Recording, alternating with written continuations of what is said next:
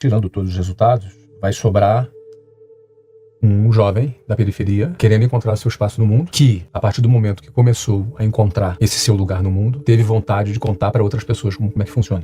Um exemplo típico é o seguinte: quando eu era bem jovem, eu via uma pessoa bem arrumada na rua, eu tinha vontade de parar ela e perguntar: cara, como é que você fez? Como é que foi? Qual é o teu caminho? Eu tinha vontade de perguntar. Eu entendia que se alguém pudesse me explicar, encurtaria o meu caminho. Então, tão logo que aquele garoto começou a achar o seu caminho, as coisas começaram a acontecer na minha vida, eu tive o sentimento oposto. Eu tive o sentimento de eu ser aquele cara que contava para outras pessoas como é que foi que eu fiz. E acho que isso que me levou a me tornar um líder dentro da minha empresa, ajudar outras jovens a transformarem as suas vidas. E depois que eu já tinha atingido um patamar bem elevado, estava morando nos Estados Unidos, meu negócio estava crescendo, já tinha mais de 7 mil funcionários, já faturava, tinha dezenas de milhões de reais de lucro por ano, enfim, eu já estava numa posição muito privilegiada.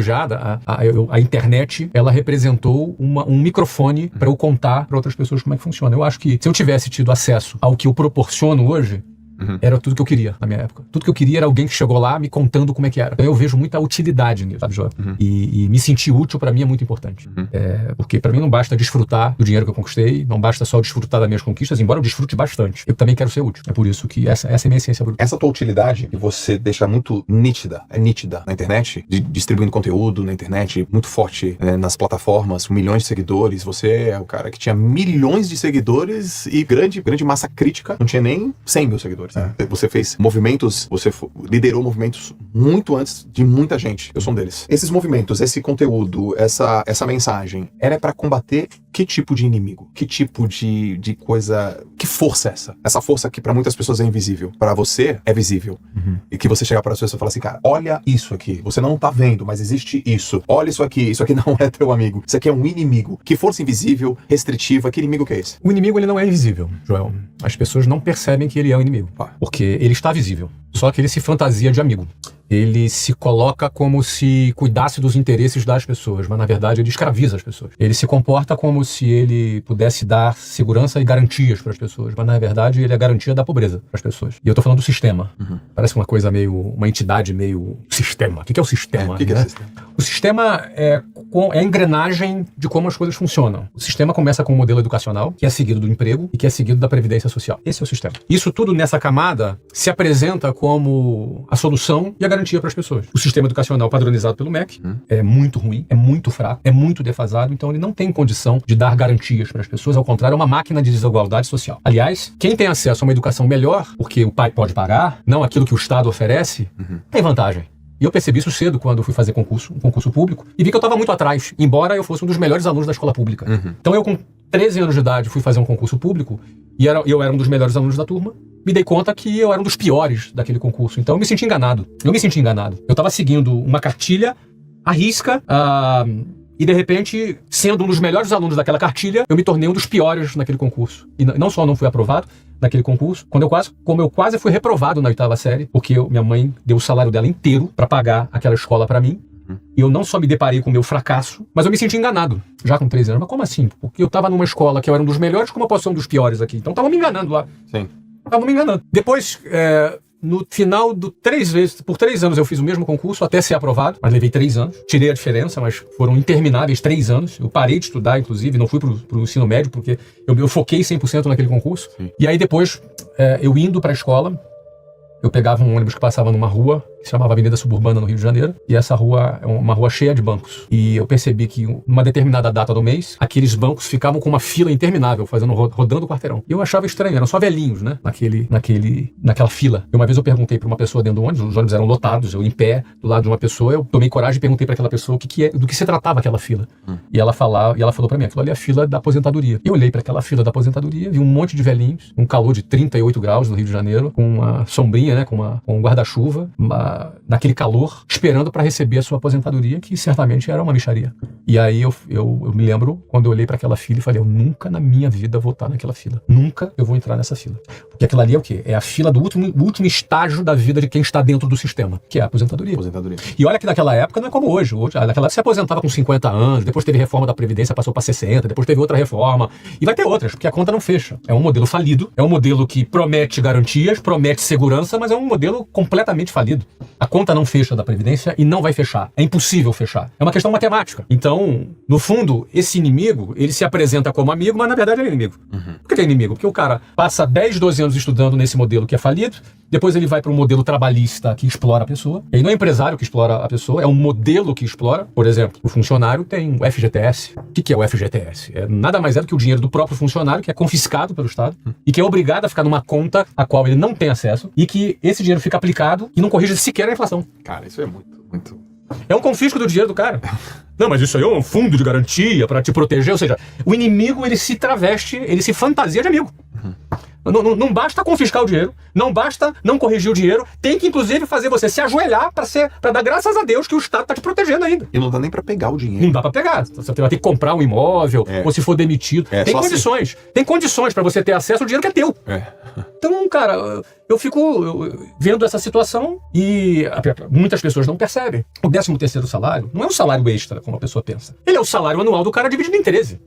Porque uma empresa faz um orçamento anual. Você faz orçamento na tua empresa? Sim. É anual? Sim. Pronto, então eu vou gastar tanto. É isso. E aí ele pega o salário e divide em 13. Então, em outras palavras, é um empréstimo compulsório que o empregado vai pro patrão. Ou seja, o patrão vai pagar o último salário dele do 13º mês e sem correção. Sem nenhuma correção. E você tem que levantar a mão pro céu, porque eu tô ganhando um salário extra. Não é salário extra. As pessoas acreditam nisso, mas não é salário extra. E aí entra a Previdência, e por aí vai, os descontos. Para pra pensar. Não, desconto tem muito. É um desconto descomunal. É descomunal. Descomunal, o desconto. E aí, se o cara ganha 10 mil reais, ele vai ter uns 3,5 de desconto. Aí ele recebe 6,5 na mão. Só que é o seguinte, ele custa pra empresa 19. Isso. Porque o salário dele é 10, a empresa gasta 19. Ele recebe 6,5. Só que do 6,5 que ele recebe, Joel, metade do que ele vai consumir é imposto. Metade. Em média, hoje no Brasil, 50% é imposto embutido. Tudo que você compra. Em média, claro. Tem produto que é menos, tem produto que é mais. Exemplo de carro, por exemplo, né? Carro é uns 40 e poucos por cento, 45%, mais ou menos, né? Eu não lembro de cabeça, mas é 40 e poucos por cento. Cerveja, deve ser 60%, 70%. Produtos de cesta básica é menos, mas na média, 50%. Em outras palavras, se você recebeu 6,5%, desculpa, se o teu salário era 10, você recebeu 6.500 na mão, no fundo, esses 6.500, tudo que você for comprar, metade é imposto. Então, no fundo, esses 6.500 vale 3.250. Só que você custou para a empresa 19. Aí, pronto, agora os 3.250 é teu. Não, meu querido, desse dinheiro você vai pagar IPTU ainda, vai pagar IPVA. Você entendeu, cara? Você vai ter que pagar a escola particular pro seu filho, porque você teve o teu salário descontado ali para pagar os impostos, só que a escola que o Estado entrega é uma porcaria. Aí você vai ter que pagar. A primeira coisa que uma pessoa quando melhora de vida, Joel, é tirar o filho da escola pública e botar na escola particular. Porque ele quer o melhor pro futuro do filho. Então você paga 2 vezes. Aí você já pagou por segurança pública, mas o Estado sequer tem controle do território, porque tem bandidagem, tem PCC, tem Comando Vermelho, você tem um monte de facção que domina, porque o Estado não tem controle sequer do território, de muitos lugares. E aí você tem que pagar segurança. Aí você vai morar no condomínio fechado, vai pagar um carro blindado, você vai pagar seguro. Mas aí é o seguinte, você pagou pelo SUS, você pagou pela educação, você pagou pela saúde pública. Mas agora, com aquele 3.200 de um salário que era 10, que você custa 19, você vai ter que pagar agora plano de saúde. Então, esse sistema escraviza as pessoas. Não é o empresário que escraviza a pessoa, é o sistema que escraviza. E ele se traveste de amigo, cara. Não é amigo, é inimigo. Quando as pessoas entendem que é inimigo, aí o jogo muda. Aí ela vai ter uma outra postura, entendeu? Além dessa percepção, dessa noção, que é o primeiro caminho para... Com 17 anos, 16 anos eu comecei. Começou, né? Para perceber, né? Igual o mito do Platão, o mito da caverna. O mito da caverna. É o mito da caverna de Platão. Pô, olha só, cara, tem lá um mundo, tem luz, tem árvore, tem fora da caverna. Lá de fora da caverna. Qual que você acredita que é a solução para isso? Além da consciência. Primeira coisa, cara, você tá consciente disso, consciente do que você paga, do teu desconto, da máquina que é falida, que ela não prepara, pelo contrário, ela te coloca em situação de desigualdade. Qual que é o caminho? Joel, tem uma, se não me engano, é Harriet Tubman, se não me engano, uma abolicionista negra americana que trabalhou libertando escravos nos Estados Unidos. Ela tem uma frase que é assim, ó: libertei 1.000 escravos, só não libertei mais 1.000 porque eles não sabiam que eram escravos. Eu penso que abrir os olhos é a primeira coisa. Entender que aquilo que se traveste de amigo, na verdade, é inimigo, é a primeira coisa. A gente entender que toda essa exploração que existe sobre as pessoas, eu falo isso, cara, tendo a grana que eu tenho, o patrimônio que eu tenho, pra mim não muda nada na minha vida, mas eu vim de baixo, eu não consigo. Aliás, eu arrumo problema falando esse tipo de coisa. Posso ser censurado, posso ser processado, Você entendeu? Mas eu, desde quando produzo conteúdo, eu busco trazer às pessoas consciência sobre essa realidade. E se a pessoa não sabe que está sendo escravizada, muito provavelmente ela é uma candidata a permanecer escravizada pro resto da vida. Uhum. E o problema é que quando chegar lá na época do INSS, da Previdência, da aposentadoria, já era. Ele tem que descobrir isso enquanto é jovem, para não se submeter a esse tipo de modelo que nos foi imposto. A gente nasceu dentro desse modelo. E eu comecei a perceber isso jovem. Eu falei, não vou entrar nessa fila, não vou entrar. Tanto que quando eu comecei a trabalhar, eu não tive carteira assinada. Eu nunca na minha vida tive uma carteira assinada. Não tive carteira assinada. Não quis ter. Não quis. Não, eu simplesmente desprezo todo e qualquer tipo de previdência social que venha do Estado, toda e qualquer garantia, a ilusão de garantia que o Estado supostamente vai me oferecer. Eu simplesmente ignorei isso solenemente na minha vida. E não é porque hoje eu tenho grana. Eu fiz isso quando eu era pobre. Quando você não tinha. Eu fiz isso quando eu era pobre. Porque eu achava balela. Político aparecendo de 4 em 4 anos, fazendo as mesmas promessas de sempre, e as pessoas acreditando nas mesmas balelas. Então, assim, eu ignorei solenemente esse modelo todo. Eu sempre achei balela. E aí, cara, a solução é quando você precisa ter coragem de se desprender disso, porque pensa que toda a manada tá indo em direção do sistema, né? Todo mundo, seus amigos, seus parentes, seus vizinhos, todo mundo tem esse valor. Quantas vezes eu ouvi, mas você não vai ir na sua aposentadoria, como é que vai ser? E se você fica doente? Quantas vezes eu ouvi esse tipo de situação? E eu entendo as pessoas, porque quando você conhece um modelo de vida, qualquer coisa que esteja fora desse modelo, porque esse modelo você aprendeu com teu pai, com a tua mãe, com a tua família, com teus vizinhos, na televisão. Não é fácil você se desprender da manada. Não é fácil. Sim. Você, quando decide se desprender desse fluxo, você leva um tempo até você ter resultado. E durante esse período, tu é taxado de maluco, de irresponsável, não é? Porque você não tem um emprego com carteira assinada. Eu nunca quis ter, nunca tive. Teus pais, Flávio, nisso, eles estimulavam o quê?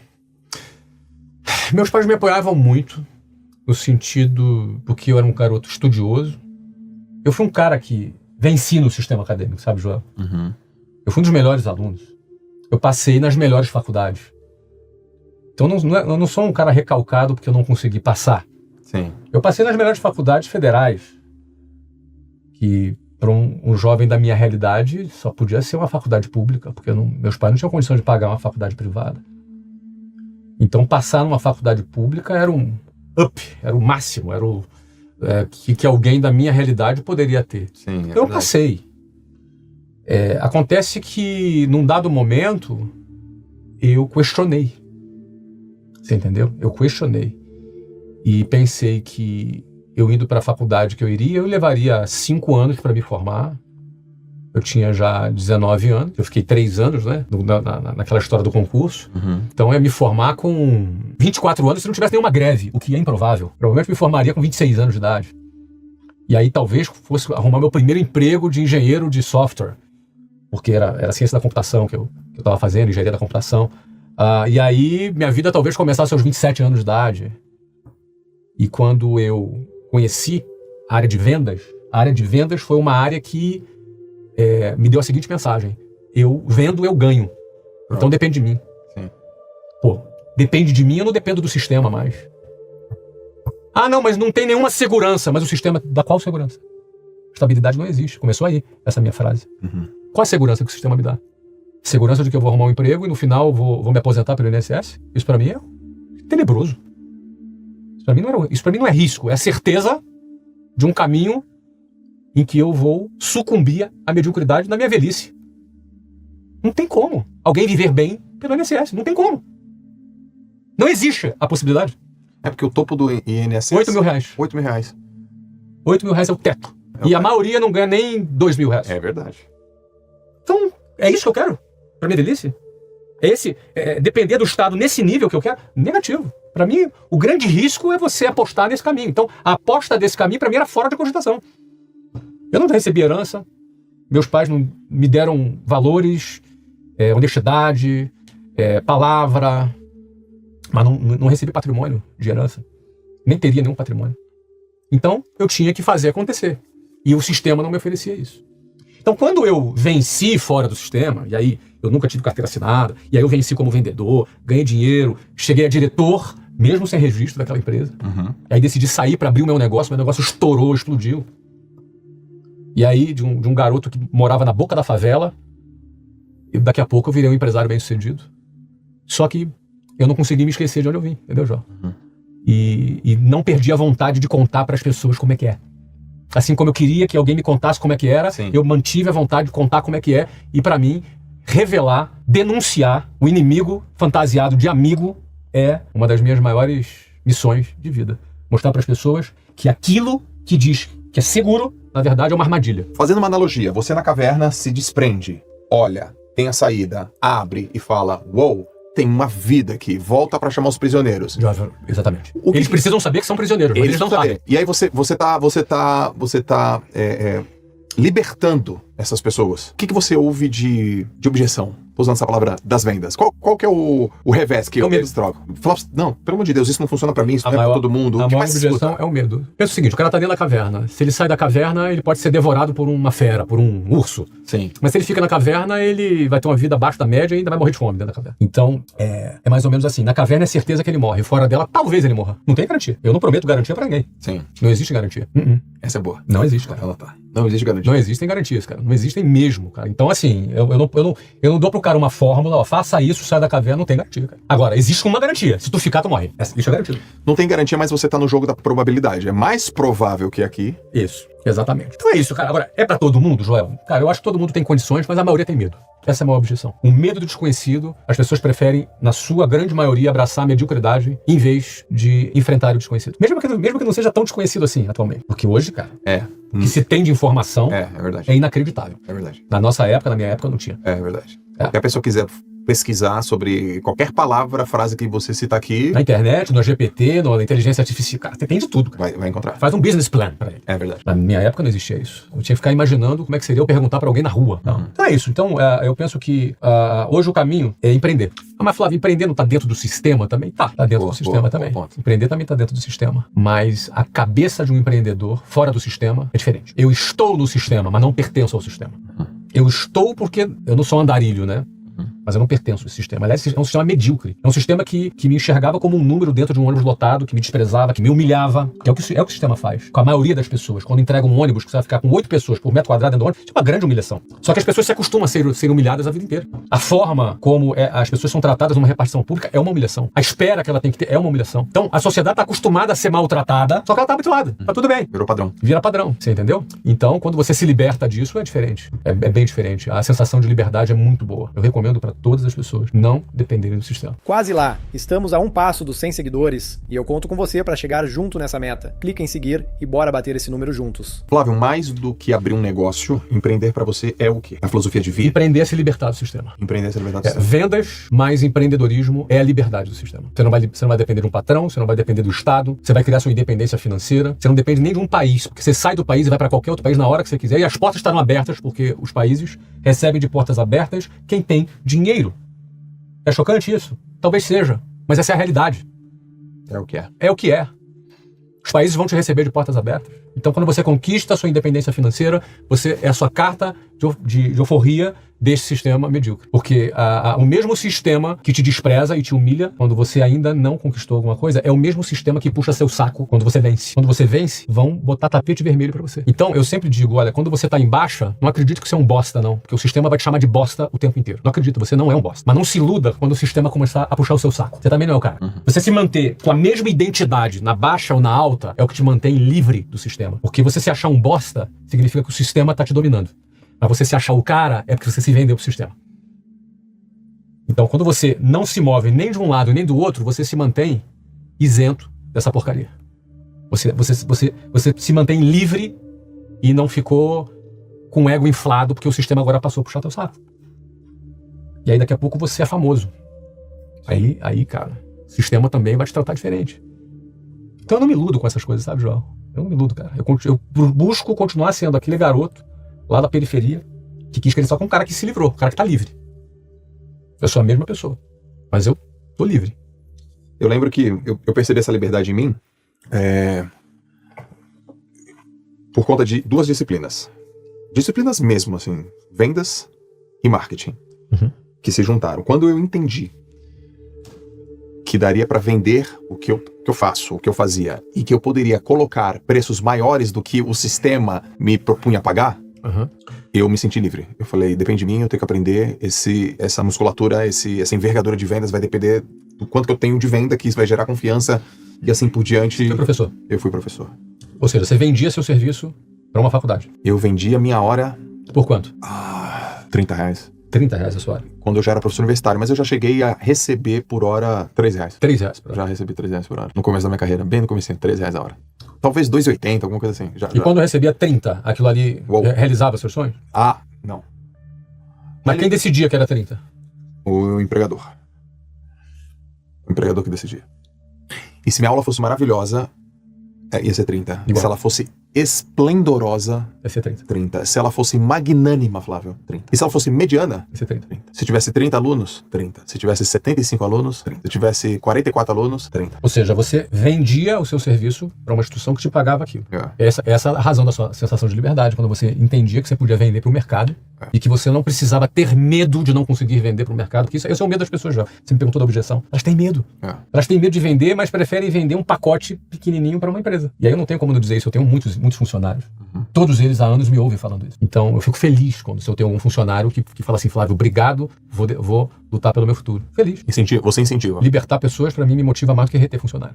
Então vamos lá, você tem quantos funcionários hoje no total? Nem Todos sei. milhares. De Wiser, de MLS? Milhares, sei lá, milhares. Quase, talvez 7 mil, 8 mil, não sei. Tá bom. É muita gente. É muita gente. É. Tá. São diretos e indiretos no ecossistema, tem franquia, tem... Aí vamos imaginar que eles estão te vendo agora. Não vamos imaginar, isso é fato, eles estão te vendo Eles agora. sempre me veem. Eles sempre te veem. E aí eles estão ouvindo assim, poxa, o meu patrão tá dizendo que é melhor eu empreender do que eu estar nesse regime aqui do CLT. Porque eu sou obrigado a seguir a CLT, Joel. Todo empresário é obrigado. Se eu tenho um funcionário que não é CLT, sai uma ressalva na minha auditoria no final do ano. Isso é um problema. A regra do jogo é CLT. Ou seja, você joga... Eu jogo a regra do Você jogo. joga na regra, mas quando alguém quer sair dessa regra aqui e pro quiser outro jogo, empreender, você fala, opa, valeu, entendeu. É isso aí. Se você pudesse criar regra ou ajustar regra para teus funcionários, qual que seria o ajuste? Olha só. Eu acredito na livre negociação. E aí, quando os que são mais coletivistas pulam das tamancas, entendeu? Porque eles acham que o empresário vai explorar o cara. O que muita gente não percebe é o quanto o empresário depende da mão de obra. Então, na verdade, é uma relação de mão dupla, empresário e empregado. É uma relação de mão dupla. Eu, por exemplo, eu não vou dizer que todos os empresários fariam isso, entre um cara que tem salário de 10 mil, que me custa quase 19, e ele tem 3.500 de desconto, que recebe 6,5, eu preferia dar os 19 na mão dele. Me custa 19, eu preferia dar os 19 na mão dele. É muito melhor o funcionário receber os 19 do que ele receber 6,5 e ainda pagar 50% de imposto. Melhor. Aí muita gente fala, não, mas nenhum empresário daria isso. Daria, cara. O empresário gasta uma grana com treinamento, com bônus, com endomarketing para motivar a sua equipe. Uma equipe motivada e engajada produz mais. Exato. E uma equipe que ganha mais, produz mais. E mais do que isso, um mercado, se todo mundo, em vez de ter essa grana toda retida para o Estado, é para pagar as mamatas deles, né? E esse dinheiro estivesse na mão das pessoas, ia ter mais dinheiro no mercado para consumir, as empresas venderiam mais. Então, no fundo, toda essa escravidão aqui saca essa grana do mercado, das pessoas, das empresas, para as repartições públicas. Para bancar a corrupção, para bancar privilégios, para bancar salários acima do mercado, para bancar tudo isso que a gente vê e tá careca de ver todos os dias nos noticiários. Juízes ganhando centenas de milhares de reais, lagostas, jatinho. Cara, jatinho hoje virou moda. Os ministros andam só de jatinho. Antigamente era exceção, agora não. A FAB virou uma empresa de táxi aéreo. Sim. Você entendeu? Então, cara, essa bagunça, essa casa da mãe Joana, tem que ser bancada por quem? Pelo cara que está nos assistindo aí. Isso é tudo dinheiro que sai do mercado, que sai da bolsa das pessoas, que poderia estar crescendo no consumo, mas não. Está indo para repartição pública. Isso é escravidão, cara.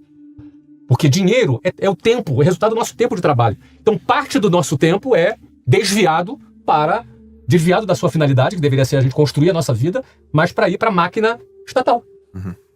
Então nós temos uma máquina estatal gigante. O judiciário brasileiro, custa mais caro do que 9 países da Europa, lá França, Itália, Inglaterra, não me lembro exatamente todos os países, estava vendo esse dado hoje. Esses países juntos têm 317 milhões de habitantes, o Brasil tem só 213 milhões de habitantes. Ou seja, em nenhum ângulo se justifica. E na sua opinião, não vai melhorar? Não vai melhorar. Vai piorar? Vai. Sinto dizer. Porque sempre foi assim. Eu tenho 53 anos de idade, Joel. Sempre foi assim. E está protegido, inclusive, pela Constituição Federal. Os aumentos são automáticos. O orçamento é travado. E nenhum presidente da República tem poder sobre isso. O presidente da República não manda nada, Joel. Nada. Nenhum presidente. Nem de direita, nem de... Ninguém manda nada. Está travado. É assim. Quem manda no Brasil são os vitalícios. Eles mandam. Os presidentes não são vitalícios. Não são vitalícios. Eles são inquilinos provisórios. Hoje está aqui, amanhã não está. Mas os vitalícios estarão pelo resto da vida. Isso tudo é sustentado pela Constituição Federal. E quem quiser mudar isso, está correndo risco. Ou, na melhor das hipóteses, alguém vai dar uma canetada que é inconstitucional. É assim que funciona. Então, não acredito que vai mudar. Você é muito pessimista. Opa, peraí. A vida toda foi assim. Quem entende como as coisas funcionam, não se ilude com o sistema. Quem entende como as coisas funcionam, não se ilude. As pessoas se iludem com o sistema, cara. Caraca, eu vou anotar essa. Se ilude. E aí por isso que fica o quê? Contando, militando na política. O cara fica esperando que alguma coisa vai acontecer. Não vai acontecer. Quem trabalha nesse regime vai parar no INSS. O INSS é quebrado. É muito provável que não tenha sequer dinheiro para pagar a aposentadoria do jovem que está trabalhando hoje. Que a conta não fecha, João. As famílias têm cada vez menos filhos, os velhos morrem cada vez mais tarde, essa conta não fecha. Então, enquanto é tempo, a pessoa tem que sair da caverna e tem que se libertar da escravidão. Isso requer que ela empreenda. Ela tem que aprender qual habilidade, Flávio? Vender. Não, primeira habilidade, questionar. Saber perguntar. Saber perguntar e questionar. Porque quem não questiona segue a boiada. Boa. Ele vai seguir a boiada. E aí quando acordar, já está aposentado, recebendo a mixaria. E aí já era. A vida não volta atrás, cara. A vida não volta atrás. Enquanto é tempo, a pessoa tem que pensar o quê? Ela tem que questionar. Depois que ela questionar, precisa decidir o que ela quer. Eu não quero o sistema. Eu quero liberdade. Tem que tomar essa decisão. Porque a outra decisão é, eu quero segurança. E aí o inimigo se traveste de amigo e fala, eu vou te dar segurança. Vem aqui nesse caminho. Cara, mentira, não tem segurança nenhuma. Tá passando um filme na minha cabeça. É valer, claro. Tu foi professor, Joel. Tá passando um filme na minha cabeça. Você ficou quantos anos dentro do sistema, Joel? Cara, 11. 11 anos, cara. Só dando aula há 11. E se você voltar lá na faculdade que você dá, você vai encontrar os mesmos amigos seus ganhando os mesmos R$30 mais inflação. Eles estão lá. Eu sei. Eu vejo. Eu falo isso com dor no coração. Eu não falo isso. Eu falo isso com muita dor no coração. É isso que me faz fazer o que eu faço. De ver gente boa, de ver gente talentosa presa dentro da caverna. Presa no sistema. Então o cara tem que falar, quero liberdade. Eu quero liberdade. E aí depois ele precisa desenvolver habilidade. A primeira delas é vendas. E detalhe, dentro do sistema, venda é feio. Dentro do sistema, venda... Tem que ter nojinho de vendas. Olha lá o vendedor. Olha lá o vendedor. Olha o papo de vendedor. Olha o papo. Papo de vendedor. Olha o papo de vendedor. É. Olha aí, malandro, hein? Dá nó em pingo d'água. Vende gelo para esquimó. Tudo isso é depreciativo. Tudo isso é pejorativo. É uma cultura que afasta as pessoas da liberdade e mantém elas dentro da mediocridade. Cara, isso é muito verdade, cara. Quando o cara sai do sistema e vai vender... Ele é criticado. Nossa, são tantos termos pejorativos, né? Ô, Joel, o cara cheio de lábia, o cara cheio de lábia. Tu estudou pra isso, pra virar blogueirinho. Fala, blogueiro. Pra virar coach. Tu estudou, tu fez mestrado pra isso. Isso os que falam na tua frente. E os que falam por trás. Cara, tu viu o Joel? Joelzão. Nossa, mãe, cara, virou arcoteiro, cara. Virou brincadeira, cara. Virou... cheio de lábia. Putz. Cheio de lábia. E que fim deu o Joel, hein? Era nadador, depois virou professor, tinha tudo pra ter um futuro brilhante. Agora, aí faz até aquela cara de nojo, Joel. Por quê? Essas pessoas não fazem isso por mal. Elas foram condicionadas mentalmente a achar isso, até porque achar isso é uma anestesia para a escolha medíocre que ela fez para a vida dela. Acreditar que você é um louco, que você é um retardado porque você tomou determinada decisão, é um consolo para a escolha ou a falta de escolha que ela teve. Só que o detalhe é o seguinte, cara. Um dia o tempo passa, aí o Joel fica milionário, daqui a pouco fica multimilionário, daqui a pouco fica famoso, daqui a pouco é um cara bem sucedido, daqui a pouco tem várias empresas. Daqui a pouco o Joel é um cara rico, um cara que já fez mais de 100 milhões de patrimônio. Aí um dia aquela mesma pessoa, do alto da sua negação, olha pro Joel e ela vai pensar, onde eu errei? Talvez ela pense, não dei sorte, dei azar. Talvez ela pense, Joel é sortudo. Chance alta dela pensar isso. Chance alta. Só que não é assim. E geralmente esse cara que não entende essa relação de causa e efeito, ele deposita a sua esperança na mão de um político. Cara, e o pior é que entra a eleição, sai a eleição, ele elege quem ele quer, daqui a pouco o outro, e nada muda. É sempre a mesma coisa. Sempre a mesma coisa. Ah, mas tem um lado que é melhor. Talvez até eu tenha alguma preferência de um lado ou outro, talvez até tenha. E não significa que eu estou alienado do mundo. Eu só decidi não depender da minha vida e nem da minha família desse esquema.